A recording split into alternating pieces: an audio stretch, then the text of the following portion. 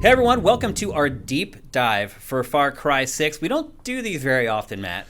No, but we had a big plan but to a good do embargo date will shove you into some places you don't expect. Yeah, we had a big plan to do these a lot more often when we were going to rework Game Face into like an hour-long show. And we were going to kind of keep the really long discussions about it. Yeah, I mean, we cut that thing down to an hour and 38 minutes, 2 hours and 38 minutes today. It was barely anything. And then COVID happened and threw that whole plan into a tizzy. Now that we're back and we're in the studio doing the show again, we can do these. But also, as Matt pointed out, the embargo for this game did not work out for us to include it in Game Face this week, but we did not want to wait to talk about it until next Tuesday, because Matt and I have been playing it a lot. We've had it for 5 or 6 days now at this point. Yeah. And we've both been chugging along on it, and we're excited to talk to you guys about it. Another good thing about this is we can really hook you guys up with really crystal clear, crunchy footage at 1080p, 60 frames a second, which we can't do with our TriCasting environment. So let's get on with our deep dive for Far Cry 6. Probably the best way to start out is to just kind of set up the story. It's set in Cuba. Yeah. Regardless of what they want to call it. What do they call it, actually? I forgot. Yara. It's called Yara. Yara, that's right. Yara, really Cuba. Yeah, it's cute. Like, it's embarrassingly Cuba. Yeah. It's like, just why is this? I mean, it's got the same colors. It's got the Why same. do they do that? Why wouldn't they just call it Cuba? I mean, I guess Cuba's not going to sue Ubisoft. Yeah, but it might become an international problem, and like Cuba is a communist country. It might damage your chances of getting stuff sold in China. It might damage your chances of being able to continue to do business in China. Like, you never know. So I guess you want to separate. But it's just like, I mean, it's literally like they talk about how their old allies were the Soviets, and I guess part of it is also you don't want to turn what is continuing a current hotbed of strife and political unrest and actual protest. Like, a lot of this stuff that's happening in this game is kind of happening in Cuba, and like you maybe don't want to look like you're trying to profit off that with an entertainment product, you know? That's a good point. So I understand that, but like they even talk about how the sanctions are crushing them, and it's literally just Cuba with the name filed off. Yep. Like it's there's no, and the leader is played by a guy from Italy. Yeah. Carlo Esposito is Italian. I'm just pointing that out. He's not Spanish.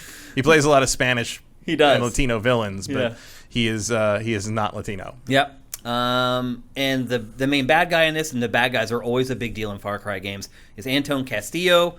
You probably know him as Gus from Breaking Bad. Yeah. Or Moff Gideon from The Mandalorian. Yep. Either or. He plays bad guys, is what he does. He's good at it. Very good at it. Yes. He's my dream cast for Professor Xavier. And he's good in this, but you don't see him much. Like the eternal Far Cry villain problem, he's just not really a presence after the opening. He's not really in the game. Like he's very much there in the opening, and like the instigating incident to make you hate him. He does something terrible, and then he just sort of disappears and makes speeches over PA systems for a while. Like, and that's for a long while. Yeah. You don't really touch base with him for a while. Like, you deal with his underlings and his nephew, and my first real main story mission chain was the one where you go up against his nephew in the northwest of the island. Yep.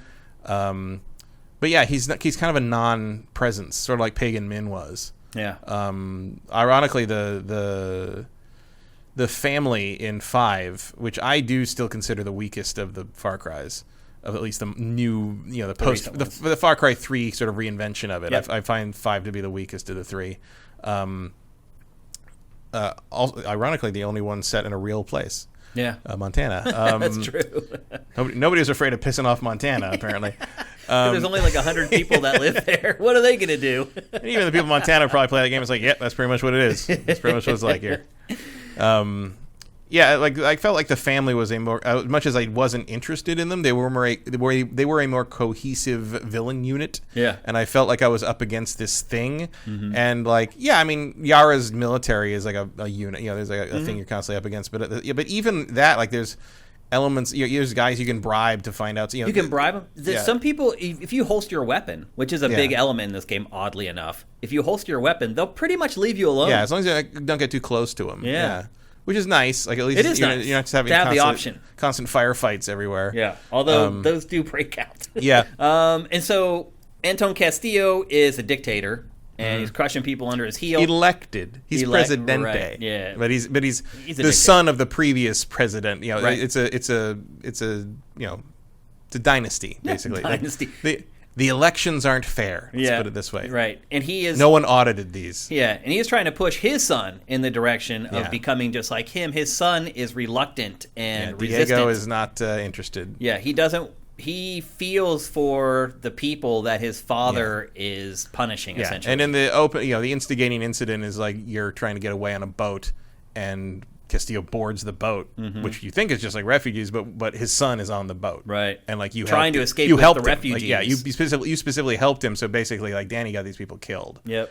And so that's kind of the instigating incident. And then you don't see any of this. They cut back periodically to kind of like what Tsushima did, where periodically you cut back to his uncle. Yeah. And you'd see what was going on there. Right. Like they do that with Castillo trying to teach Diego how to be, a dictator. Evil. And basically, he's trying to, a lot of it is sort of like, maliciously adapted from like Machiavelli's The Prince and kind of thing. It's sort of like that sort of thing. And meanwhile, on the guerrilla side, you're sort of like, it's funny because like there's no ideology to the revolution you're in. It's just we don't want to be ruled by this guy. And I don't blame him. I don't blame him, but usually a revolution has sort of a plan for what they're going to replace it with, right? And there isn't one. No, like there is not. no communist manifesto. There is no secretly backed U.S. organization trying to instigate democracy. It's just citizens or Banana becoming Republic fed up. Yeah, it's just sort of like we don't like this guy and he's horrible to us, like openly tyrannical to us, so we're going to throw him off and we're going to worry about what government we replace it with later. It's like shockingly apolitical. For a revolutionary movement. Yeah. Just like all Ubisoft games. Yeah. Not political. Not political at all. We're making an entire game about a former Soviet ally nation ruined by sanctions, overthrowing a tin pot dictator, but it's not political. I feel like we're making the plot out to be far more interesting and prevalent than it really is. It's really just an excuse to be just there. Just play another Far Cry game. In fact, because like Danny's original thing is she wants to get off Yara. She wants to go Danny to Miami. Danny is the character that you play. Yeah, she wants to go to Miami. Either a male or female version. And they're in cutscenes, by the way. Yeah, which she is has dialogue and like huge she's an actual change character for this Far time. Cry. That's a big change. Yeah. Also, the hands are clearly the male version in the first scene before you pick your gender. Oh, really? I know. Like when Danny looks down at the ID. Like you see when you pick their hands for a moment, and I'm just like, those are not girl hands. And then later you see it's like that. Yeah, female Danny has a different character model for that. So you choose male or female from the beginning. You chose the female. I chose the male, which is good. But it's the same. It's the same story, one way or the other. There's no choices really. There's no outside of like what order to do things in. That's about it. Danny is the same either way. I wouldn't be surprised if the dialogue was identical. Yep. And then there are 3 districts that three or 4 districts that you have to take over. Right. But she wants to get off the island, and at some point she just decides to join Libertad. And like I missed that turn narratively. Like I don't know why she changed her mind. They convinced her. So, but him. What convinced her? So after you go through the first like few skirmishes of the game, there's a scene where they're at a boat. And she and the weapons guy makes an impassioned plea, and you just basically decide, oh, okay, I'm coming with you. I didn't find Juan that convincing in that scene. He wasn't, and also I was like, okay, well, I agree with you. I'm like, that wasn't convincing at all. I'm going to get on the boat and go to Miami. It won't let you. No. Yeah. She even says like, oh, that boat's probably not going to make it to Miami. I'm like, try. Yeah. Like weirder things have made it to Miami. I promise. Yeah, because Danny is like, I'm going to go and work a crap job in Miami and just be boring, basically. And they don't even let you make that choice in the game. And you join up with Libertad. The funny part about Libertad is that it was a startup that my wife worked for like 3 years. So while I've been sitting there playing this game, they keep saying like, Viva la Libertad. And we keep thinking of like my wife's company. And so we'll sit there and just laugh because like they say Libertad like every 5 seconds. So it became absurd. But Libertad is the label or the name of the resistance that you join to stop Castillo. And that's the setup. And then from there, it turns into just another Far Cry game where you have all these territories that you're trying to take over. There are, as you mentioned, checkpoints on the roads. Until you take those over, they'll lay down spikes and will flatten your tires if you drive through them. Once you take them over, you flatten the other side's tires. And as you said, big skirmishes break out around those checkpoints. And then you're just taking over those big territories, trying to take the island back from Castillo. And that's pretty much the whole crux of the plot. Finding the supply crates that give you your apparel and your gear and your weapons. Little frustrating in that you can't pick weapons up from enemies. Yeah, that is weird. I got killed an RPG guy. I'm like, finally, I got an RPG. I'm like, nope, nothing. Yeah. Not even like just I can use it temporarily and I don't get to keep it as one of my permanent weapons. Just like you can't use anything that falls, which is weird. It is weird. There's kind of contrivances like that throughout the game. Yeah. They present, like, for instance, I feel like the game presents you with things that you can't really overcome until you get something very specific. So one thing, I don't know if this has happened to you, but it happens to me constantly, is I keep getting attacked by helicopters. And if you try to drop a helicopter with just like your assault rifle, it takes forever. Unless you snipe the pilot. I've tried that. I couldn't seem to get a shot on him. Some of them have bulletproof glass, and you have to use a special kind of bullet. Or a special kind of... And so, again, something you don't have yet. Those helicopters show up all the time. And for the first 10, maybe more hours of the game, I almost wanted to quit. They became so annoying. Because I haven't had that happen much. Really? I've had a lot of weird things happen, but not that. That's happened to me over and over again. And they follow you. So you're trying to complete a mission, and you're fighting all the guys on the ground, and the helicopter's up in the air just shooting you the whole time. Weird. I've never had that. Really? I've fought like 3 helicopters. Wow. Yeah. Oh, I've fought. And they were all part of like a mission. They were never in the open world. Really? No. I've fought like 20 or 30. I'm not exaggerating. God, that sounds like an error. It's a nightmare. And maybe it is an error. Yeah. And finally... We'll get to my favorite bug later. Finally, I got a weapon that had an EMP. And it took the helicopter down with one shot. And I was like, thank God. But now I have to keep a weapon with me that has an EMP on it, or otherwise it makes the game a you can switch your weapons whenever you want. I know. But still, it's like you have to make sure you have that mod or whatever set up on the guns. The one thing I do like about... so it's not a gun that only does EMP. It's not an EMP gun. It's like you've got a mod on it that makes it do that. Right. Yeah. And that's one thing I really like about it, because the attachments... So is that the backpack, or is it like one of the revolver weapons? No, the EMP stuff? Yeah. No, you eventually just get something for your normal guns. Oh, that's one of the later, like... Yeah. And one thing I like about this game is that once you find that attachment that has the EMP ability on it, it will work on any gun in that class. Yeah, the universal mod things are good. I didn't realize that until later. I'm like, okay, so there's no penalty for switching weapons, basically. Yeah. Which is nice. You may have to reset it up again to put you have to reset and decide. But like you don't. Also, it means you can set up one rifle to have EMP capability, and maybe for emergencies, and you can have like your favorite rifle to just be sort of generally anti-personnel, because that's where you're going to be fighting most of the time. Yep. So and then you can go. You do not need to actually go to a station to change your weapons, even though you only have like three guns and one pistol. Three primary. Yeah, 3 primary, 1 pistol in your backpack. Yeah. But you can change all that whenever you want. You can't change the mods except at a workstation, but you can switch out your weapon in the middle of a fight if you want to. Yeah.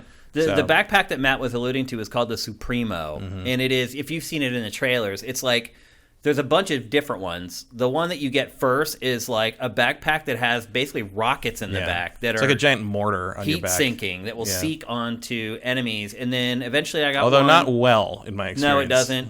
And then another one that you get does this crazy like ground pound that like creates fire all around you. That's the one I use, because it also lets you do a little boost, a little jump boost. Yeah, it does. So you can jump and then dash forward if you have that. And like everything is upgradable. Yeah, all this stuff, and those are all universal mods too. Like I was worried because I didn't want to upgrade the first one very much, because I wanted to get the one with the jetpack ability. Yep. And then I got to that and I was like, oh no, it's just everything. So they actually do kind of respect your resource limit on that. So I was happy with that.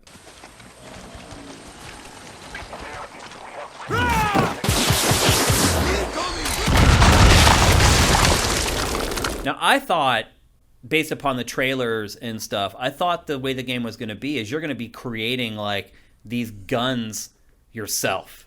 That is definitely the impression they seem to try to give. I thought they'd be like, here's a bunch of parts, snap them together however you want, and see what it comes out. Juan just sells you these weird guns as you level up. So basically, like the CD launcher gun that shot the Macarena CDs, like that wasn't something that someone created. That you get the CD launcher gun. Yeah. He hands it to you. And like I didn't expect it to be like something that I had to piece together like Fallout style, but I thought maybe I was going to gather components and construct them somehow. But even that, you just buy them from the store. You just get them handed to you. Anyway, once you get to the point where you get to your first camp, there's a bunch of facilities that you have to. Well, you don't have to, but you can. You should. You should build and upgrade. Let's see. There's a hideout. There's a hunter's lodge. There's a garrison. There's a fishing hut. There's a cantina, which is not a bar. I was disappointed to find out. It's just a place where you can buy food. Yeah, it's just a cafeteria. Yeah, and barracks. And you can build those in your camp, and they give you weapon customization and specializations. Yeah, if you're waiting for your bow, build the hunter's lodge. Right. Because I was like, where is my damn bow? But the bow is my primary weapon in Far Cry. And they're good. It's good. Like when you go to decide which stuff to build, it'll tell you tells like you what everything. you're going to get. Yeah, and you do get to build all 6 of them eventually. Yeah, once and it you doesn't take that long either. No, you can because you get a guerrilla hideout basically for each like main group you're helping in the 3 main story kind of campaign branches, and you can just go in, get the guerrilla hideout, go to the next one, play that until you get you can get all 3 of them sort of early on. You're not going to have the resources to build everything, but you'll have access to to space to build them as you get the materials for them. And I found that helpful. Also, in mentioning the fishing hut, 2 things about the fishing thing.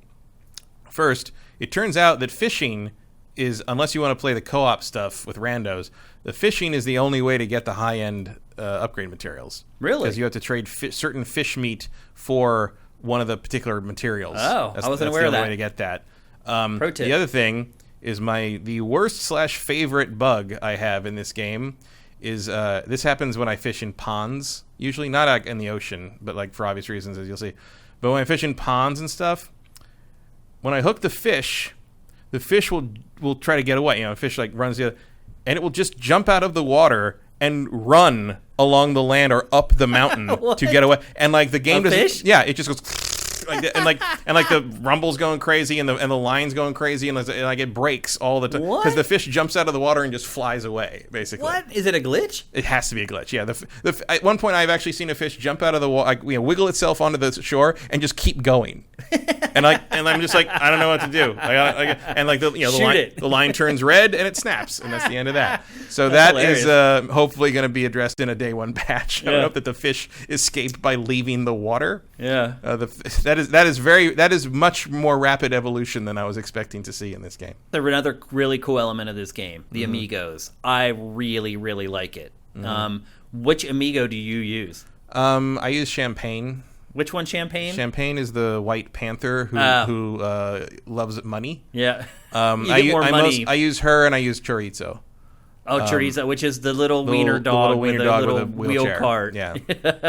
Who he distracts people. So he sits there and barks, and they come over and go like, "Whoa, look at that!" and you stab them in the back. Yeah. Which I enjoy. I just use. He also tags crafting materials. Yeah. So you just take him into an area, and he just goes pop, pop, pop. Like everything you can collect in the area pops up, and you just go grab everything. And that's very handy. Yeah. I used the alligator probably a lot longer than I should have. Guapo's fun. Yeah. Yeah.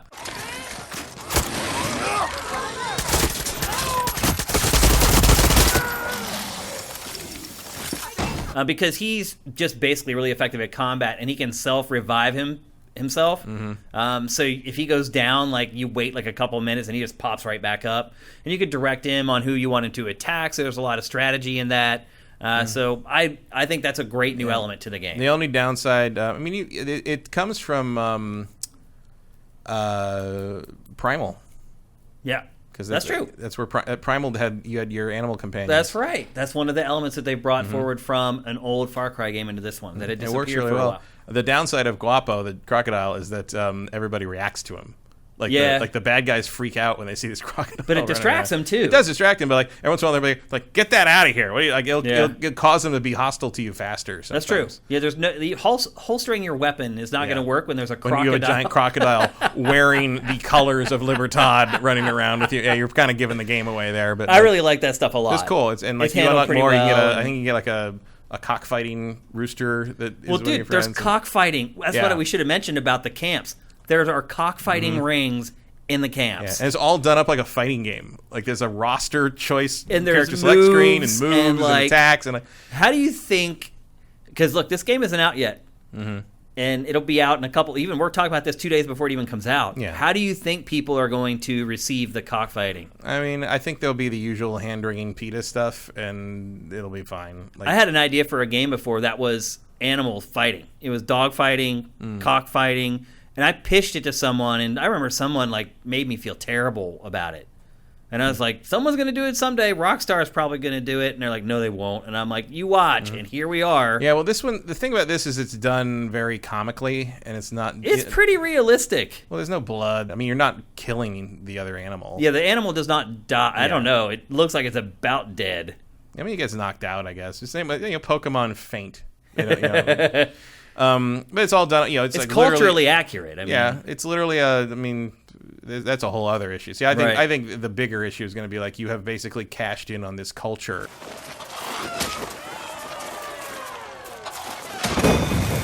Eso! You win! I shake your hand, but I'm too pissed off. Right down to the resolver stuff, like right down to like the making stuff out of whatever you can make it out of because you're under sanctions. Like that's a real Cuban thing. It's a thing, yeah. She's even smoking Cuban cigars in a couple of moments. Which are outlawed in America. So Cuba, I guess, exists in this universe, but there's also another island that's very similar to Cuba called Yara. It seems to be the case. Oh, wait, so Cuba does exist in this? The label, sometimes when you heal, she'll smoke this cigar, and the label on the cigar says Havana on it. Really? At least that's what I saw. Interesting. Yeah. I didn't notice that.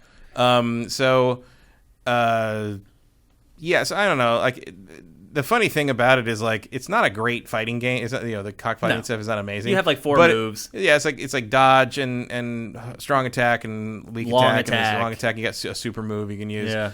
The funny thing is, like, it's about on par with like the mid-range fighting games they would actually charge you full price for on the PS1 back in the day. Yeah. Like, that's where we're at. Just a little mini game inside a bigger it's at game. least as good as Thrill Kill. Oh yeah. Oh, it's better than that. Guaranteed. It definitely looks a lot better than that for sure.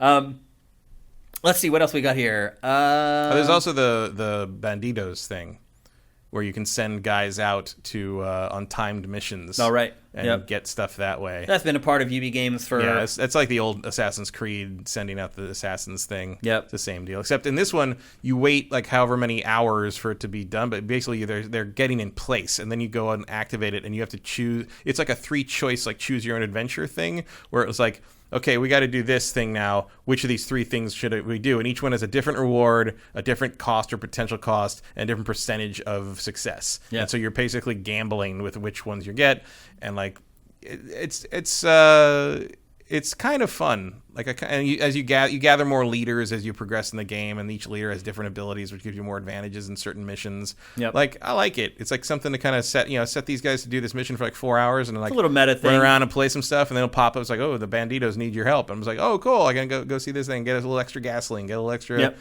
crafting elements. It's fun. So it's kind of an everything but the kitchen sink approach to this the game. This whole game is this way. Sort of that way. Yeah. The vehicles are pretty great. Mm-hmm. There's just tons of them. You can modify your rides. So you have like an old 57 Chevy that you start out with. 56. Your car, 56, whatever. And the Chevy people are going to. I know. And actually, I think 56 to 57, there was like a big shift. Actually, yeah.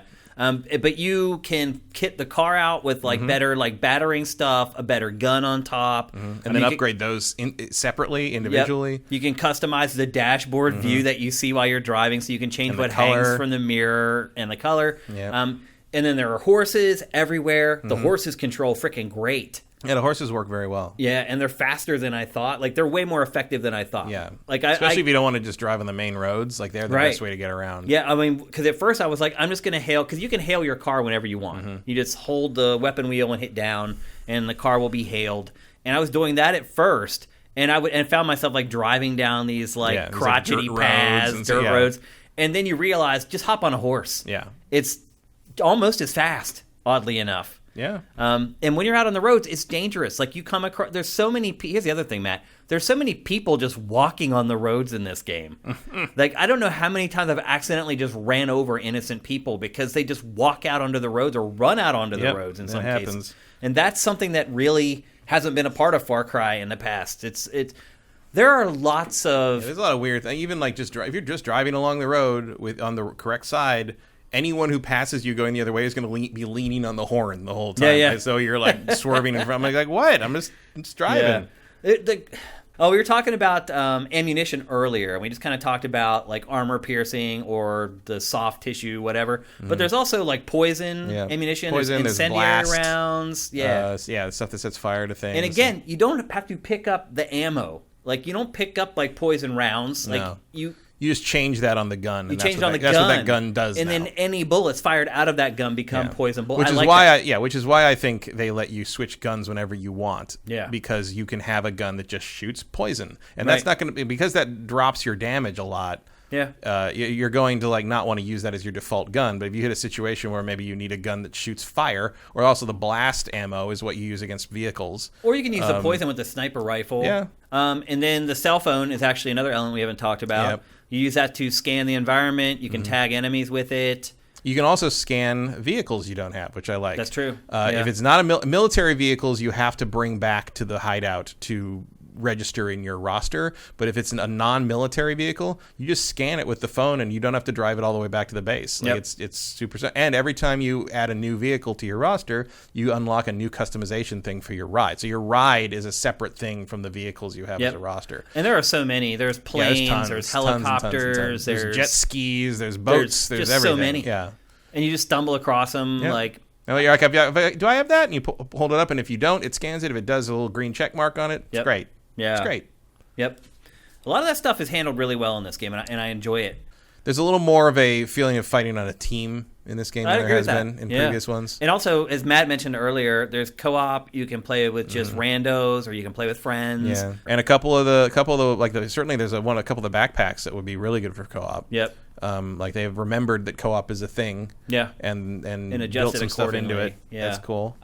Visually, how do you feel about this game? On PS5, I've had crazy screen tearing VSync issues. There's been no screen tearing on the Xbox. I'm on the Series X. Okay. And I'm playing PS5. Looks really nice. Not amazing, but nice. Yeah, it looks good, but not great. Yeah, it's just good. I'm pleased with how it looks.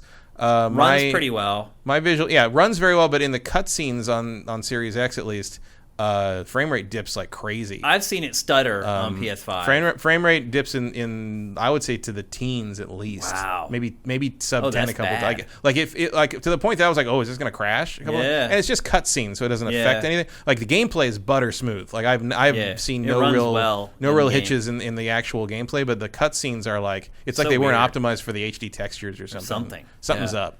Well, we also that might change for day one. Like that feels like a day one patch solution. Maybe. Well, full disclosure, also review code. We had to download the game and a separate high-res texture pack. Yeah. That was 20 gigs. Yeah, it's not a small footprint. Now, when you guys get it on day one, it's just going to happen seamlessly. But for Matt and I, we had to download the game, then download this other thing, and then the game installs it or whatever. I don't know if that's having some bearing on it. I don't know. But it's notable to me that like the almost every cutscene has frame rate drops in it. Yeah, I've seen it stutter a lot. Absolutely. But overall, it looks good, although very samey. Yeah, there's not a lot of environment variation. There's not a lot of enemy variation. Like I feel like I'm just fighting the same enemies over and over again. Yeah, I mean you got your general soldier, and there are different types. But there's not a lot of difference between like a regular soldier and an assaulter or whoever. I mean, it's different when you get like one of the guys that has like the hazmat suit and the poison spray or whatever, or like a guy flamethrower, a guy with a rocket launcher. But they all wear the same suits too. Like it's just a white hazmat suit. I definitely versus the yellow one. I'm definitely getting tired of fighting the same guys. Yeah, I've killed the same guys. Well, the other thing is like thousands of times already. I haven't been to the city yet, which is obviously that's the biggest new environment in this game is the fact that it's the first city in Far Cry. Yeah. But I haven't been able to get to it because it's like basically instant death if I go there. It's too low level. But for the most part, it's the end game. If somebody told me, like, if I just booted up the game and just started playing it, and someone was like, "This is the same setting as the last Far Cry," I would be like, "Okay, yeah, I believe that." I mean, I wouldn't think it was Montana. Well, right, but like any of the other tropical environments, it just and part of the problem is like at least a couple of the other certainly Tibet and some of the other non-numbered ones, and Montana is like there was a forest area, but there was also snow up here. There was like some marshy stuff around here, and some of that happens in this, but mostly it all feels like the same. It's just an place. Island. It's just it's a tropical island. It's a Caribbean island with jungle and beach. Yeah. And that's the bulk of it. Yeah, and like there's no area so far where I get to somewhere where I'm like, oh, this is different. It's just, you're always fighting the same fights, basically. Yep. The gunplay feels good. However, I have a huge issue with the gunplay in general. There is no prone. You cannot lay flat. Yep. And look, trust me, when you have helicopters, again, I can't believe you haven't had this problem. When you have helicopters, sometimes I have 2 in the air at once. It's like Grand Theft Auto almost. Like I just haven't seen many helicopters. Like, I don't. Weird. That's so bizarre. I mean, they're around, but I haven't had a problem with them really. Wow. That's crazy. I wanted to be able to lay down to try to get away from them. You could in the other ones, most of the other ones. I believe so, because like that was one of the ways. If something was coming over, you could flatten yourself in the tall grass and people wouldn't see you. Yep. Like that was one of the key ways. I thought that you couldn't attack when you're prone, but there was a better chance they wouldn't see you, if I remember right. I think so. That sounds right. But the guns do feel good to fire. And one thing I will say too is that the guns do feel like they're scrapped together. Like the first like silencer that you get, it looks like you made it out of like a beer can. And the guns feel like a lot of times when you're firing them that they're made out of kind of these ramshackle elements that you've pieced together into the armament that you're using. Yeah, you could not go prone in 5. No prone in 5? No. Interesting. There's people complaining about if you there are Reddit threads about it. Yeah, it looks like you haven't been able to go prone since Far Cry 1. Really? Why do I remember that you could? I don't know. Well, I still hate that you can't. I thought you could too, but I must be thinking something else. I still hate that you can't. And that is still a criticism that I have of the game, regardless of whether it was in the other ones. Well, I mean, if you duck in the grass, you're hidden, so it wouldn't really matter. Oh, it matters, for sure, that you can't go prone. I don't think it does. I get seen by enemies all the time, but when I'm crouched. Huh? I get seen by enemies all the time when I'm crouched. Yeah, but the whole thing is if you're in tall grass, you're hidden. Oh, you mean they can't see you no matter what? Yeah. Yeah. Like the camo system in that is more like if you're in the tall grass, they won't see you unless they're right on top of you. Yeah. It doesn't. You can't sort of crouch on the flat ground or near trees or something and sort of be hidden that way because they've just sort of a generic, which is frustrating, but that's just how Far Cry has always done it. But there are points in the game where I am up on a hill and I'm looking down over a checkpoint and I want to lay flat. Yeah, there would be times when it would be an advantageous from an angle of attack standpoint. Absolutely, and you can't. Just something to keep in mind. I don't feel like I interact with the wildlife as much in this one as I do in other games. Because you don't have to hunt them to make more pouches. Yeah, and stuff, I don't feel like there's there are missions to hunt. There are missions to hunt, and you need to trade them for important crafting materials. And there's some upgrades that you need certain this amount of meat from whatever this is. And people will reveal hunting spots to you where you can find specific animals and fish. It feels a little more. It feels a little bit like it's in there because it's expected to be in there, and not because they wanted it in there. Yeah. I'm glad there's still wildlife. That element is good. But there's things where like the pigs or the wild boars, you don't get anything from killing them. Yeah. Which is they're just not part of the crafting system, and it's that's weird. It is weird. I'm glad I have to sit through. I would hate to learn how much of my lifespan has been spent watching Far Cry animal skinning animations because a lot, an embarrassing amount of it. I feel like at least 3 hours of my life has been spent watching that animation. Yep. So I'm not sad that you just walk over something and you just get picks it up. now. Yeah. But it does feel like that is sort of a weirdly sidelined element for a game which is so hyper-focused on crafting stuff. Well, then the funny part is that when you do have to pick up stuff, like weapons or crafting items or whatever, it's very hard to get the cursor to come up. Is that happening for you on Xbox? You mean picking up crafting chests and stuff? I have to basically stand right over top of it and look straight down on it. It's 5 feet closer than you should have to be. Yeah, I don't get it. That's really annoying because you have to do it constantly. I've adjusted to it, but early on, I was constantly misjudging the distance from something I had to be to pick it up. Yeah, I had that issue a lot. The sniper rifles in this seem pretty weak. Initially. A couple the early ones definitely are. It's hard. And certainly before it takes 4 headshots to kill someone. Especially before you get good scopes. Yep. Because I've had that problem early on, and then I realized when I got a good scope, I'm like, oh, it wasn't that the headshot wasn't killing him; it was I was not hitting them in the head, and I thought I was. Oh. I've seen the helmet fly and them just shrug it off. It's weird. It is weird. I've gotten really good with headshots from like a 4x ACOG scope on one of the early rifles. You get like the M14 or something. Because the power ratings are fine. Yeah, and I can with like the high end suppressor, like I am death incarnate in this game. Like it's I between use that shots and the on sniper rifles because I'll get them 1 or 2 shots and then the poison finishes them off. Yeah, but I haven't used any of those special ammo things at all. Wow. I basically use armor piercing rounds and that's it. Okay. And arrows. I use arrows. But again, that shows you the flexibility of the game. You can play it how you want to, and you can be effective. Yeah, and I know that if I miss that headshot and they come at me, I have my work cut out for me, either hitting them in the head or hitting them more times. Sometimes I'll just run up and hit them with a machete, and that's sort of the end of it. That's also why I like having one of the chorizo's fun, but that's also why I like having champagne, is she can just jump on them, and that's the end of that. One thing that has evolved for Far Cry 6 is the gear. The way the gear is handled, the way the enemies with gear is handled. So bullet types matter in this game.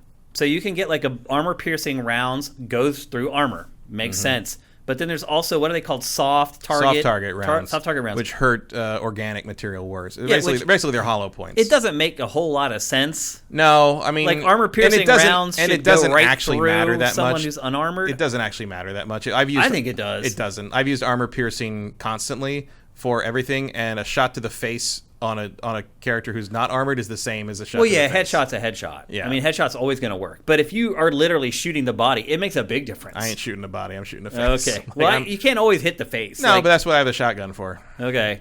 Well, it does make a big difference. And the upgrades for that are different. Like, if you try to use the soft target shells on someone who's armored, you're not going to make never anything. kill them. No, but armor piercing is pretty good for everything. That's what I usually stick with. It's not good for animals.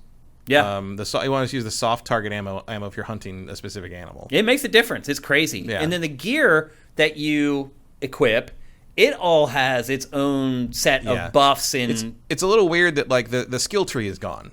Yep. There's no leveling up in this game. You don't level up. You level up your rank with the Legrias, right. But like you don't level Danny up as a character. You do not pick like more health bars or faster health regen or nope. And all that stuff's completely gone. It's been a hallmark of Far Cry since I think 3. It's all about the gear. Yeah, and as a result, like I don't find upgrading in this game particularly satisfying. Because it's not really upgrading. It's like you come across a new piece of whatever. You're just changing gear, changing mods, changing guns. Like there's no sense of ownership over... Like, the closest you get to that are the amigos, the animal companions, who do actually upgrade as they accomplish certain tasks in the world. And those feel good when you upgrade those. That's another really cool element of this game, the amigos. Like, I find... That's the funny thing is, like... there's checkpoints you have to take over, and if if you're driving through and they don't think you're supposed to be there, they'll pop your tires. And if you take over, a bunch of guerrillas take over, and like they run the checkpoint now. And so if military trucks come through, they'll pop their tires, and I get in more fights at checkpoints I own than at the checkpoints I don't control. Like I'm just like, guys, you need to pick your battles. That was a tank. You have a pistol and a dog. What are you doing? Like, I don't have anything that can take out a tank. What do you think I'm going to do? Yeah. Like, there's been some fights there where I'm just like, I just need to steal a troop transport. I need to take this truck and drive it back to the guy who wants me to drive the truck to him, and you keep picking fights with armor. Like, stop it. How do you enjoy how they handle death in the game? It's kind of brutal, I think. Like, I feel like I've been skipped way back. To, like, I will play for like 20 minutes, die, and respawn back at camp sometimes. Yeah, you do respawn way back sometimes, especially if you're not on a mission. Yeah. That can be brutal. I don't know. Like, if you've traveled a long ways to get someplace and you die. I haven't actually died that much outside of main missions. You haven't had the helicopters hounding you like they have me. And there is sometimes like if you die with allies around or your amigo around, you can hammer the button to stay alive for a while and they'll come revive you. Theoretically, I've had no one show up once in a while. But usually that was because they'd started a fight with a tank. But yeah, your AI partner will come over and resurrect you if you die. And you can hold the X button on PlayStation. Hold the X button to keep from bleeding out that fast. And you can resurrect them too. There's a little more of a feeling of fighting on a team in this game than there has been in previous ones. The game definitely starts... The weapons and the mods are what make the game not become monotonous for me. But there's anyway. definitely moments where I've just sort of like finished a mission and sort of done that thing where you have to go back to base to report in to finish the mission, and then you get the next like mission checkpoint. The waypoint thing. pops up and it says like 2,000 meters. And I just kind of do that thing where I sort of put the controller down and sort of go do something else for a while. It's there's just been moments where I'm like, I'm pretty far. I'm about done with the first the mission chain of the first group I was trying to bring in to the Libertad Alliance. And sometimes I just pull that map out and look at how much I have to do in the other. I'm just like, oh my god, I'm never going to get there. The game is gigantic. It's huge.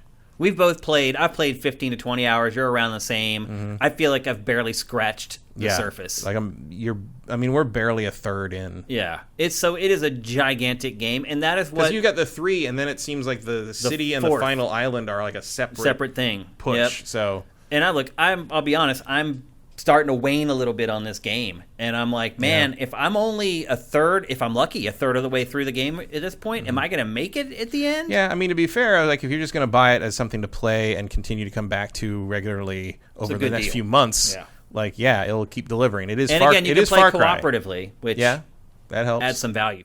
I feel like the bulk of playing this game is like playing other Far Cry games, but there are a lot of changes, and they add up. Yeah. To ultimately where it does feel like a different experience from the other games. Yeah, it does feel like they've reinvented this a little more than the previous ones. Right. Yeah. The other thing that I will note, I think, complained in the past about how I don't like the drug element to it, that I think it's repetitive and kind of dull, and the insistence of on having some kind of psychedelic element is sort of go annoying. On a trip and everything is all blurry. And... Well, this one doesn't seem to have that in it so far. Like the red fog thing I thought was going to be like the psychotropic drug, but it actually turns out it's just like pesticide poison. It's just like fertilizer or pesticide. It's just something you have to avoid and blow up if you can. Because we neglected to add that's what's happening on the island, is that they're growing tobacco because there's this special enzyme or something that fights cancer. Yeah, or so Castillo claims. Yeah. And they're hoping to export that, and that the rest of the world would no longer be able to ignore them because they have the cure for cancer.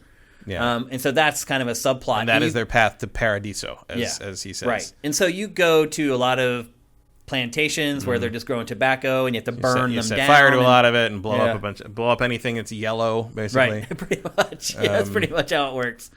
They could really short circuit the revolution if they just started storing everything in different colored tanks. Yeah. Like we just wouldn't know. We wouldn't know what the hell to do anymore.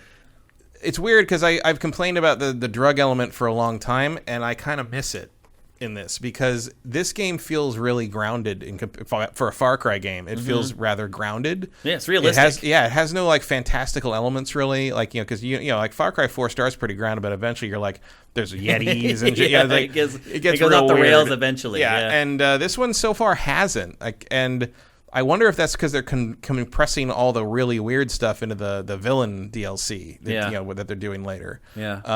But I kind of miss it. Like I kind of feel like it's a little. I definitely miss it. I didn't really hate it in the other ones. Yeah, so. I didn't like that especially in 5. I didn't like that you'd finish like a major mission and then they just sort of like arbitrarily force you to be kidnapped and you have to go taken to the boss's and do the lair drug and trip, do the drug walk trip and talk. thing. Yeah. I'm just like, oh god. There's lots of walk care. and talks in this too. There's some, but not nearly as much as in 5. I mean, usually you're traveling when you're doing it, but there are some long and they're trips. better about like having it just be phone calls a lot of the time. Yeah. Although there was one point where like you get like 3 or 4 phone calls in a row on one thing, and Danny just is like, it's like these people never text. Like it's like that's very fun. Like there's some funny moments in it there. Yeah. There's not many though. No, not too much. You're mostly just running around shooting things. I don't know. It's like overall, I'm just sort of like, yeah, it's Far Cry, cool. But it's also like, it's Far Cry. It also feels a little more different than the last couple, though. It does. Like, there's enough new stuff. But I don't know if stuff. it feels like kind of a lateral move to me. Yeah. You know? It doesn't feel like... Because there's things I like more about the older ones, and there's some things I like more about this one. Yeah. Yeah. And like, but you're right. Ultimately, it's another Far Cry. Yeah, it all just kind of zeroes out into the, like, it's Far Cry sort of thing. Yep. So, Matt, do you recommend purchasing Far Cry 6? Yes, if you like Far Cry. Yeah. This is not going to change anyone's mind Despite about Far Cry. all the marketing videos They really would like it Ubisoft to, has yeah. put out, they'd like you to believe that it's different. But if and you didn't like other Far Cry games, I can't imagine this would change your mind. I can't see you liking it. No. No. But I would argue if you like Far Cry, you should definitely buy it. It's really good. I definitely like it better than 5. It's a really good Far Cry game. Yeah. Yeah. And it is different enough to be a little refreshing, at least early on. I'm like, oh, it's nice. It was nice to play a Far Cry game where I felt like there was still an element of discovering how it works. Yeah. I didn't walk into this and feel like I knew how all the mechanics, last 2 everything Far Cries, functioned, I didn't even need a tutorial or same. anything. Yeah, that was part of just jump 5's right in and problem play. too. It just felt like, okay, I know what you're doing, and Yep. like the only time I know what's expected of me. Yeah. I know what works and what doesn't work in this world. Yeah. And you do go into this with a little more ambiguity. Yeah, where it's you're not. Wait a It's minute. not as much as like 5 and New Dawn. We're just like 5 and New Dawn. When you get down to it, really, we're still just reskins of 3. Yeah, and absolutely. this doesn't feel like that. No, I agree. And I think people will be surprised by the ammo types and the armor on the enemies. That for me changed the game a good bit as far as the feel of the moment to moment. Like things that I would just take for granted in the other Far Cry games wasn't working at first here. But an arrow to the eye will still kill somebody no matter Yes. what. So it's not like they became bullet sponges. No, but you can't shoot their armor with the wrong bullets. It won't do anything. They'll But shrug it off. but I do appreciate that if you even using soft ammo, if you can get the face, it'll kill him in one shot. As it should. It better. But there's a lot of games that don't do that. There's a lot of games that would just They'll if they're act wearing like there's armor if they're over the if they're face. wearing armor, it would just mean that like you'd have to shoot them twice or something. Yeah. In this game, it does not do that. Yeah. I mean, it's very hard to do. You can't, it's so unreliable to do that. It's better to just use the armor piercing. Yep. But I appreciate that a headshot is a headshot. Yeah. If you hit person and Absolutely. not armor. I also recommend that you buy it. Especially if you're a Far Cry fan, absolutely. But even if you're not, I would seriously consider this because there really hasn't been another game like this since the last Far Cry. As much as we complain about the repetition of Far Cry, there aren't really any other Far Cries out there. There's really no other franchises that are doing this. No. A couple have tried and skirted around it. Here and there, I guess you could make a comparison to something like Stalker, but Stalker is a much more in-depth game.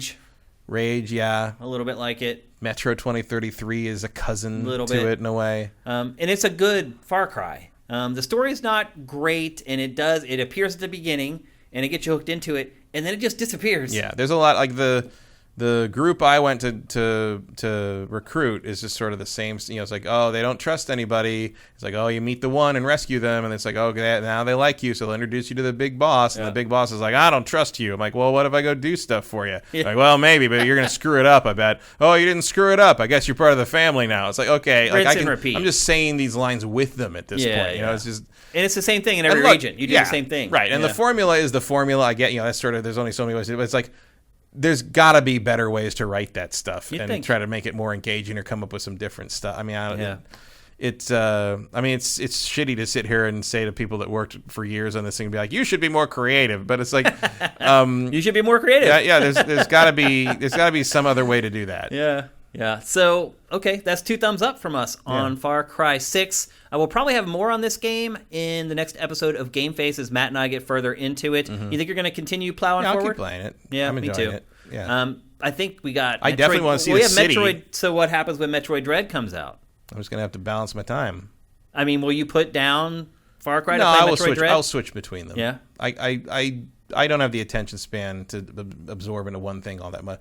Most likely, I will play Metroid Dread, and when I get stuck or want to break or just like have played a lot of it, I will switch to Far Cry to relax because Far Cry is a much more it's a much breezier game. Oddly enough, it is. Yeah. Especially with how Metroid Dread has the sort of you getting cornered and it's being the stalked whole by the robot monsters. Like I feel like Far Cry is going to be like, sort of like, okay, I just want to sit here and feel awesome. Yep. And Far Cry does deliver that. Yep. And it's the variety in the game too, just between the vehicles and everything. There's also, I enjoy. There's always good ways to the horses are get great. away from the gunplay. The horses are great, but I also feel like the vehicles control better in this than they have in the other games. Yeah, like I I'd do agree think with that, they feel good, even especially your rides.